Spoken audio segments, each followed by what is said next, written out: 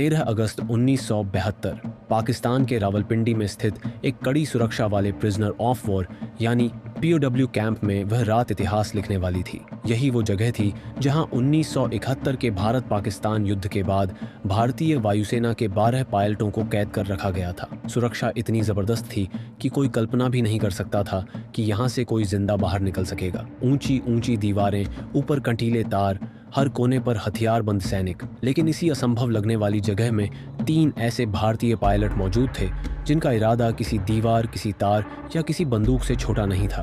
वे इस जेल से ऐसे निकले कि पाकिस्तान के होश उड़ गए।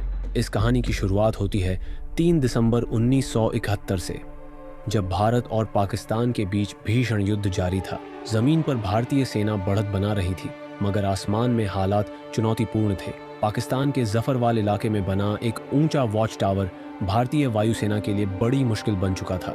वहीं से भारतीय मूवमेंट पर नजर रखी जाती थी और कई बार सटीक फायरिंग भी होती थी। इस टावर को नष्ट करने की जिम्मेदारी सौंपी गई थी भारतीय वायुसेना के जांबाज पायलट दिलीप पारुलकर को। साहस और अनुशासन के लिए मशहूर पारुलकर जानते थे कि मिशन आसान नहीं होगा, लेकिन देश के लिए जोखिम उठाना जरूरी था। 10 दिसंबर 1971 को वे अपने सुखोई फाइटर जेट के साथ मिशन पर निकले। जैसे ही वह टावर के करीब पहुंचे, एंटी एयरक्राफ्ट गनों से गोलियों की बौछार शुरू हो गई। कुछ ही क्षणों में उनका विमान बुरी तरह क्षतिग्रस्त हो गया। हालात बिगड़ते देख उन्होंने तुरंत इजेक्ट किया। जान बच गई, लेकिन वे दुश्मन की जमीन पर उतर चुके थे। लैंडिंग के समय वे पहले से घायल थे। खुद को संभाल ही रहे थे कि आसपास लोग जमा होने लगे। भीड़ दुश्मन चिल्लाने लगी और देखते ही देखते उन पर हमला कर दिया गया। उनका सामान छीन लिया गया। चोट और मारपीट से वे बेहोश हो गए। शायद कुछ देर और होती तो जान चली जाती। तभी पाकिस्तानी सैनिक वहां पहुंचे।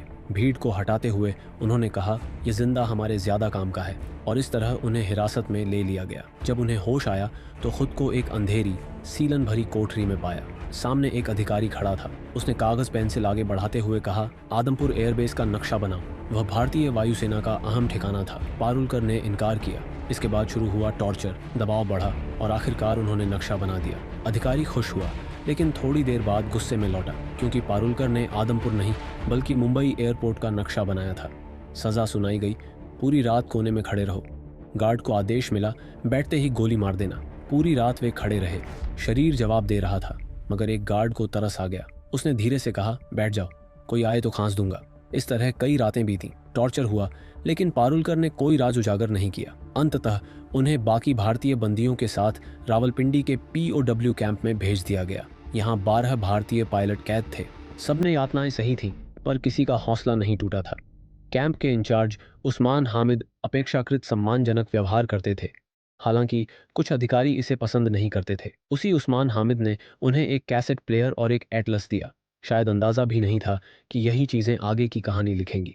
25 दिसंबर 1971 को खबर आई, ढाका में पाकिस्तान ने सरेंडर कर दिया है। भारत युद्ध जीत चुका है। 93,000 पाकिस्तानी सैनिक भारत की कैद में थे। खुशी की लहर दौड़ गई। लगा कि जल्द रिहाई होगी, लेकिन पारुलकर को अंदेशा था, अदला बदली में समय लगेगा। उन्होंने साथियों से कहा, अगर हम इंतजार करते रहे तो सालों लग सकते हैं, क्यों ना खुद रास्ता ढूंढे। पहले किसी ने साथ नहीं दिया, लेकिन उनके मन में आज़ादी का बीज बोया जा चुका था। समय बीता, महीनों गुजर गए, कोई पक्की खबर नहीं। मायूसी बढ़ने लगी। तब 2 साथी आगे आए, एमएस ग्रेवाल और हरीश सिंह। तीनों ने तय किया, मौका मिला है तो उसे हाथ से नहीं जाने देंगे। अब शुरू हुई असली तैयारी। एटलस को रात रात भर पढ़ा गया। तय हुआ कि सीधे भारत की ओर नहीं जाएंगे, क्योंकि बॉर्डर पर सुरक्षा सख्त थी। पहले अफगानिस्तान, फिर भारत। सेल नंबर 4 चुना गया, बाहरी दीवार के पास और कम निगरानी वाला।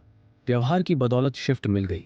वहां पहले से मौजूद थे विद्याधर शंकर चाटी, जिन्होंने खुद भागने से इनकार किया, लेकिन मदद के लिए तैयार हो गए। अब चुनौती थी 18 इंच मोटी दीवार, बिना औजार के असंभव, लेकिन उन्होंने कैंची और स्क्रूड्राइवर जुगाड़ कर ली। हर रात 12 से 1 बजे तक बेड के नीचे काम होता। एक कुरेदता, बाकी पहरा देते। मिट्टी छिपा दी जाती। बल्ब का फ्यूज उड़ा दिया गया ताकि गार्ड साफ ना देख सके। एक रात खतरा बेहद करीब आ गया। गार्ड को लगा सेल में 3 लोग हैं। हरीश बेड के नीचे थे, लेकिन सोने का नाटक काम आया। उस्मान हामिद आए, चारों को देखा और गार्ड को ही डांट दिया। हफ्तों की मेहनत से ईंटें ढीली हुई, ऊपर से सब सामान्य दिखता। उन्होंने ड्राई फ्रूट्स, कंडेंस्ड मिल्क जमा की, कैसेट प्लेयर के मैग्नेट और सुई से जुगाड़ कंपास बनाया। पठानी सूट सिलवाए। 13 अगस्त 1972, तेज बारिश वाली रात। तीनों तैयार थे। आखिरी परत तोड़ी गई। बारिश ने आवाज दबा दी। वे बाहर निकल आए। पास ही एक गार्ड सो रहा था। कपड़ों की रस्सी बनाकर दीवार पार की। अब वे जेल से बाहर थे। बस स्टैंड पहुंचे। पेशावर जाने वाली बस मिल गई। सुबह पेशावर। पहचान का खतरा था। खुद को क्रिश्चियन बताया। फिर लंडी कोटल। उधर कैंप में हड़कंप मच चुका था। दीवार में सुराख देख सब स्तब्ध। गुस्से में गार्ड्स ने चाटी को मारने का सोचा, लेकिन सीनियर्स ने रोक दिया। तीनों तोरखम बॉर्डर की ओर बढ़े। 5 किलोमीटर दूर लंडी खाना रेलवे स्टेशन दिखा, लेकिन वह 1932 से बंद था। चाय की दुकान पर पूछते ही शक हुआ। तहसीलदार के क्लर्क ने पूछताछ की। उन्होंने खुद को पाकिस्तान एयरफोर्स अफसर बताया, लेकिन शक गहराता गया। आखिरी दांव, LDC उस्मान हामिद से बात कर लीजिए। यही गलती साबित हुई। फोन पर बात होते ही सच खुल गया। कुछ घंटों में सैनिक आए और तीनों फिर पकड़े गए। 30 दिन सॉलिटरी कन्फाइनमेंट, फिर फैसला जेल। इस बीच कैदियों की अदला बदली तेज हुई। दिसंबर 1972 में जुल्फिकार अली भुट्टो ने रिहाई का ऐलान किया। वाघा बॉर्डर पर हजारों लोग तिरंगा लेकर इंतजार कर रहे थे। आंखों में आंसू, चेहरे पर गर्व। ये सिर्फ भागने की कहानी नहीं थी, ये उस जज्बे की कहानी थी जो सलाखों के पीछे भी आज़ाद रहता है। और रावलपिंडी की दीवारें शायद आज भी याद करती होंगी कि कभी 3 भारतीय पायलट उन्हें चकमा देकर निकल गए थे। दोस्तों, अगर वीडियो पसंद आया हो तो वीडियो को लाइक करें और चैनल को सब्सक्राइब ज़रूर करें। हम ऐसे ही वीडियो हर हफ्ते लाते रहेंगे। तब तक के लिए जय हिंद।